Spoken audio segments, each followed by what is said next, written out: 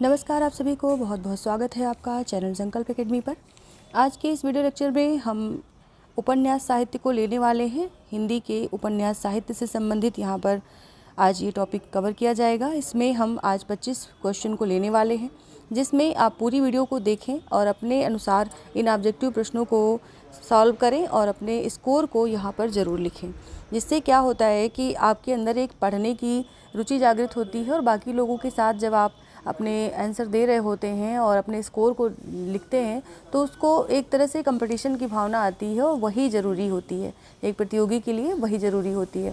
फ़िलहाल मैं बहुत कम शब्दों में आप लोगों को बस इतना ही बोलना चाहूँगी कि ज़रूर जो है इस लाइव सेशन को ज्वाइन करें और इसमें अपने 25 प्रश्नों के साथ अपने आपने कितने सही प्रश्न किए उनके बारे में ज़रूर यहाँ पर विचार विमर्श करें और अपने स्कोर को ज़रूर लिखें। चलिए शुरू करते हैं आज का हमारा पहला प्रश्न, जो कि है उपन्यास साहित्य पर।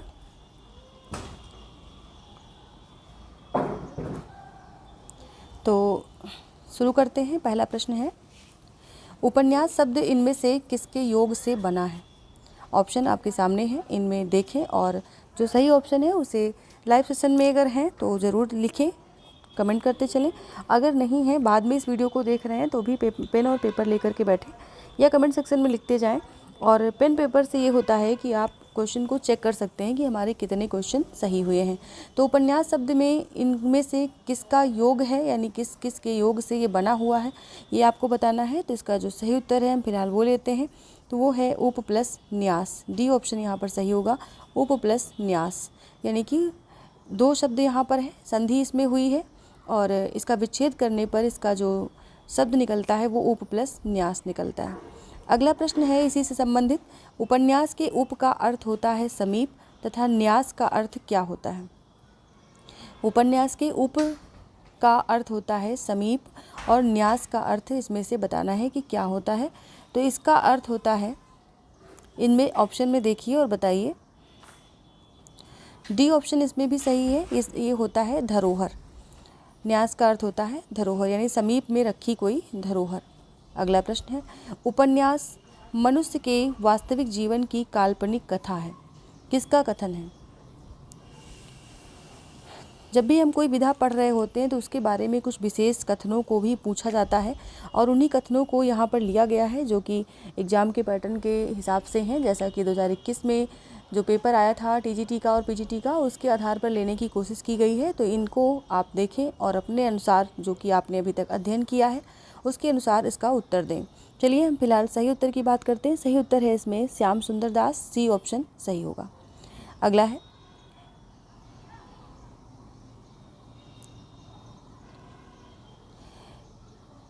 पीड़ा में परमात्मा बसता है, मेरे उपन्यास आत्मपीड़न के साधन हैं। पीड़ा में परमात्मा बसता है, मेरे उपन्यास आत्मपीड़न के साधन हैं, ये किसका कथन है? यानी कि उपन्यासकार ही हैं, जितने भी यहाँ पर लिखे हुए हैं इनमें से किसी एक का कथन है। तो ये सही ऑप्शन है इसमें सी, अज्ञेय। अगला है, हिंदी का प्रथम उपन्यास कौन सा है? तो इसमें बताना है आपको, देख रहे हैं आप परीक्षा गुरु और भाग्यवती दोनों दिख रहे हैं और इसमें कुछ लोगों को लगेगा परीक्षा गुरु है तो कुछ लोगों को लगेगा भाग्यवती। इस पर भी हम बात करेंगे कि क्यों है ऐसा, और फिलहाल आप अपना उत्तर दीजिए। तो इसका जो सही है उत्तर वो है सी ऑप्शन, भाग्यवती। भाग्यवती जो है, ये इस अगले प्रश्न को लेने के बाद हम इस पर बात करते हैं। तो अगला प्रश्न पूछा जा रहा है कि हिंदी का प्रथम मौलिक उपन्यास कौन सा है, ये बताना है। जब भी आपसे ये पूछा जाए कि प्रथम उपन्यास कौन सा है तो आप भाग्यवती को लगाएंगे, लेकिन प्रथम मौलिक उपन्यास पूछा जाए तो कौन सा होगा? इसमें डी ऑप्शन सही होगा, परीक्षा गुरु को लगाएंगे। भाग्यवती 1877 में प्रकाशित हुआ था, इसलिए प्रकाशन काल की दृष्टि से ये पहला उपन्यास होगा।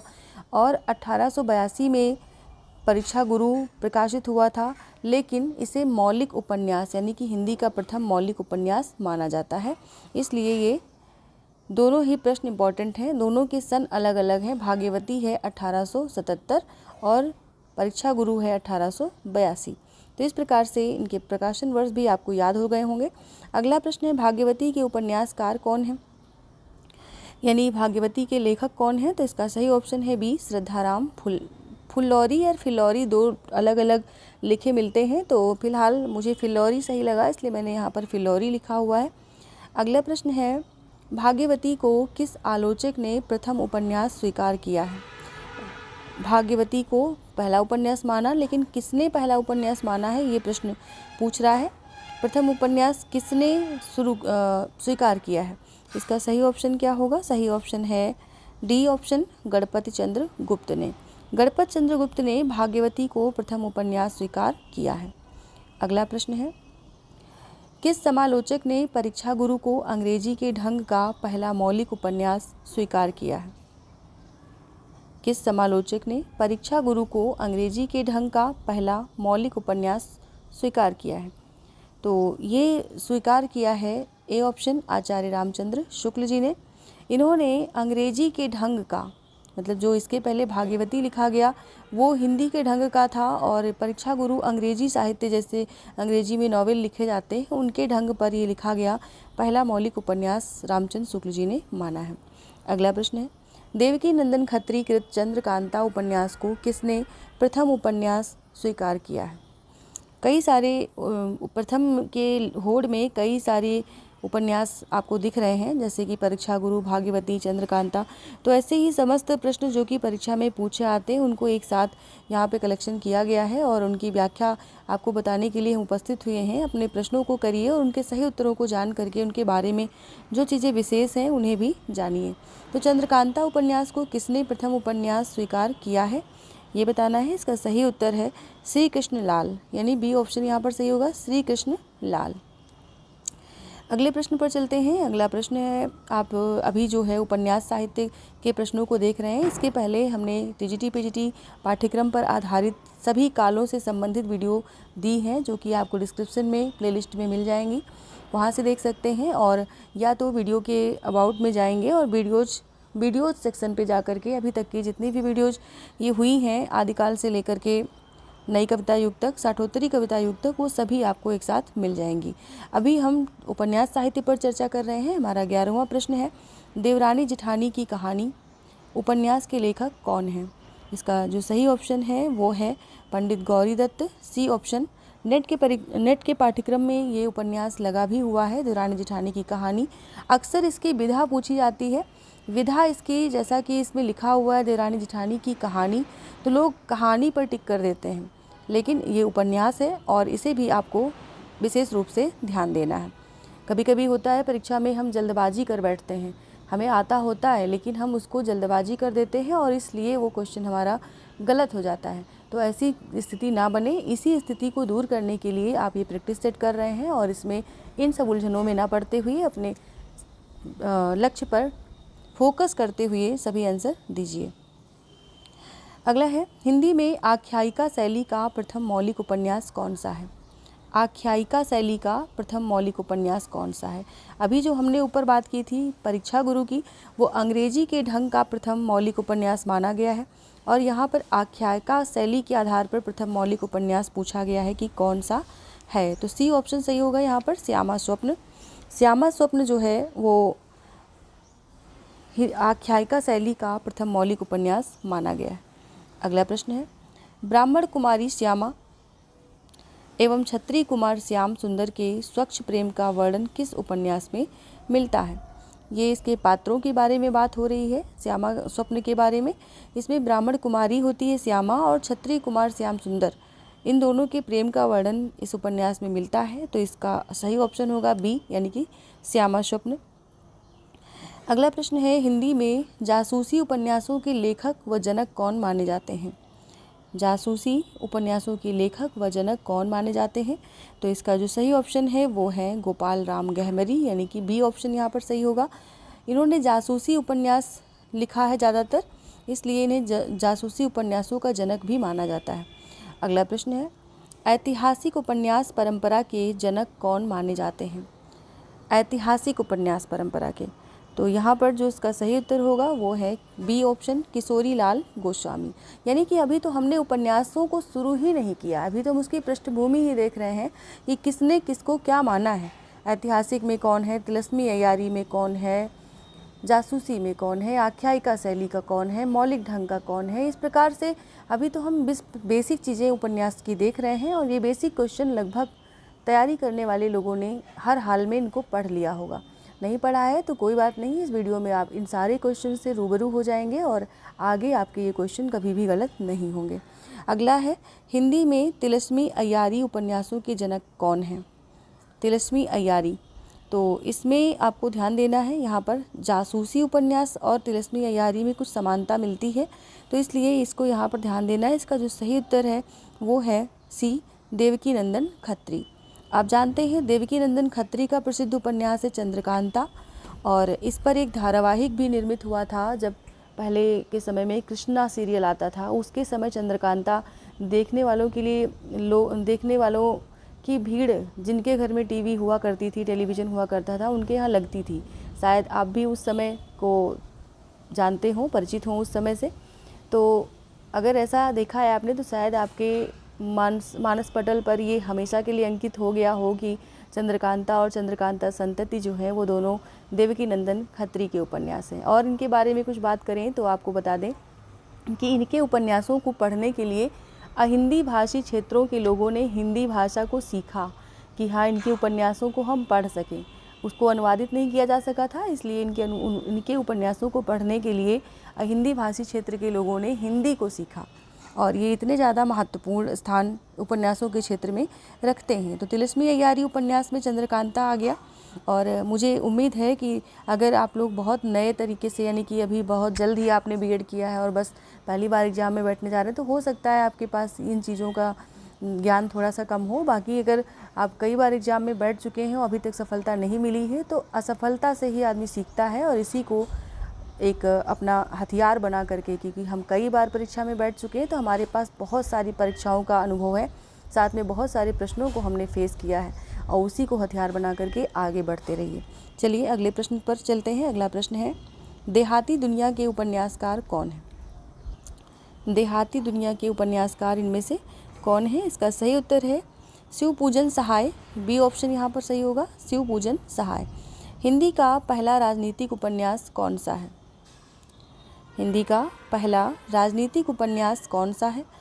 तो ये है प्रेमाश्रम, यानी कि 18 नंबर का सही है, 18 का इसमें सही होगा सी, प्रेमाश्रम। प्रेमाश्रम जो है वो राजनीतिक उपन्यास माना जाता है, सबसे पहला राजनीतिक उपन्यास।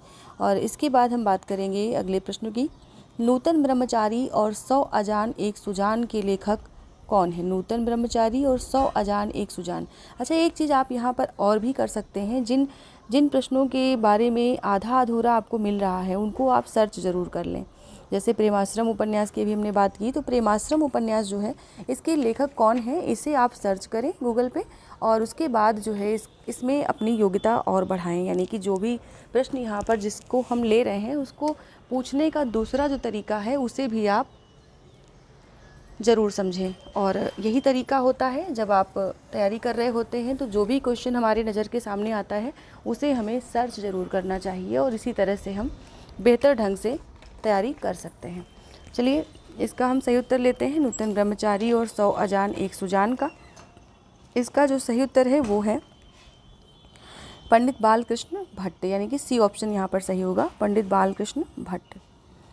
अगला प्रश्न है, ठेठ हिंदी का ठाठ या देवबाला किसके उपन्यास हैं?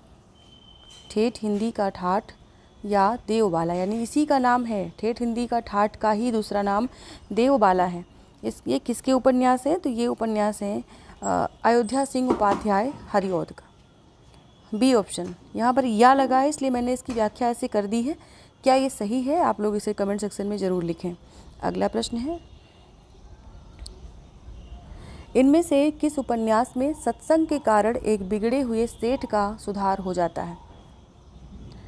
सत्संग के कारण एक बिगड़े हुए सेठ का सुधार हो जाता है, इनमें से किस उपन्यास में, ये बताना है। इसका जो सही उत्तर है वो है 100 अजान एक सुजान। डी ऑप्शन यहाँ पर सही होगा, 100 अजान एक सुजान।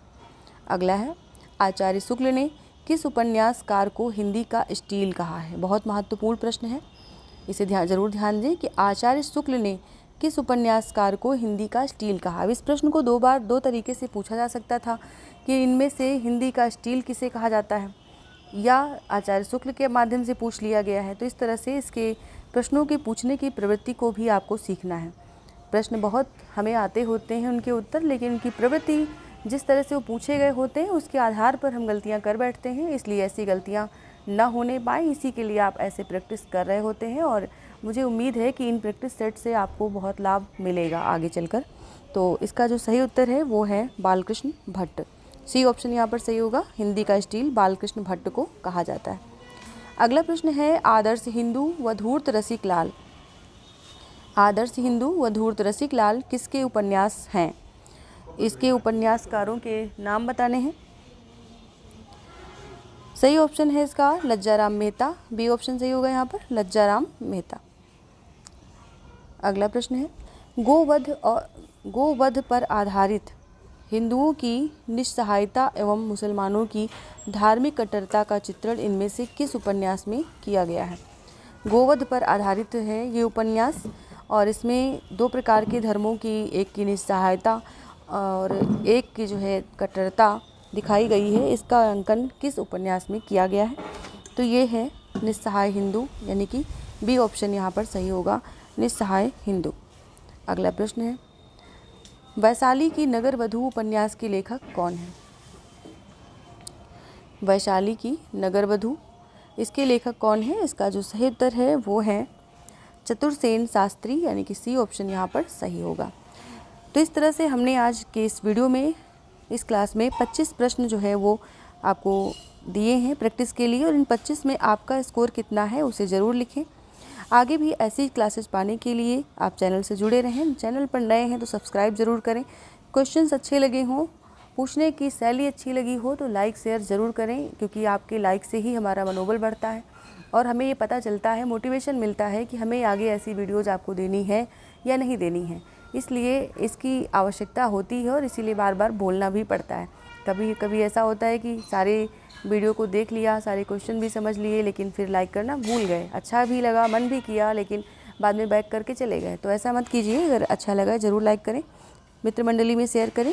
अगले दिन यानी कि सोमवार को, क्योंकि ये क्लासेस जो चलती हैं ये सोमवार से शनिवार को चलती हैं रात 9 बजे, और आप अगले सोमवार को फिर से इसी चैनल पर इसी समय पर रात 9 बजे फिर से उपन्यास साहित्य पर प्रश्नोत्तरी को पाएंगे। 25 प्रश्न हम टारगेट लेकर चल रहे हैं। 25 प्रश्नों को हम कराने वाले हैं। उपन्यास साहित्य काफ़ी विस्तृत है, इसमें काफ़ी क्वेश्चंस बन सकते हैं और इन सभी को लेकर आप लोगों की तैयारी को बेहतर ढंग से कराने का हमारा जो संकल्प है इस समाधान सीरीज के नाम से जो चला रहे हैं, ये पूरा होने की उम्मीद मुझे दिख रही है कि हाँ पूरा हो जाएगा। जैसे जैसे आप लोगों का साथ मिल रहा है ऐसे लग रहा है कि पूरा हो जाएगा। तो ऐसे ही साथ देते रहें और आगे भी हम आपके साथ यूं ही इन वीडियोस के माध्यम से क्वेश्चंस पहुंचाते रहें। चलिए आज के लिए इतना ही। मिलते हैं सोमवार की क्लास में रात 9 बजे फिर से इसी समय पर, और उसके बीच में भी संडे पड़ता है। संडे को भी हम कोई ना कोई स्पेशल क्लास आपको ज़रूर देंगे और उससे कहीं ना कहीं आपको कोई ना कोई मोटिवेशन जो है मिले, इसके लिए हम प्रयासरत हैं। क्योंकि एग्ज़ाम में सिर्फ और सिर्फ पढ़ाई काम नहीं आती, उसमें प्रेरणा भी काम आती है। इसलिए मुझे ऐसा लगता है कि आप अपने आप को असहाय महसूस ना करें, बल्कि बहुत खुले मन से प्रेरित हों और अच्छे से एग्ज़ाम की तैयारी करें। धन्यवाद सभी को। गुड नाइट, शुभ संध्या, शुभ रात्रि।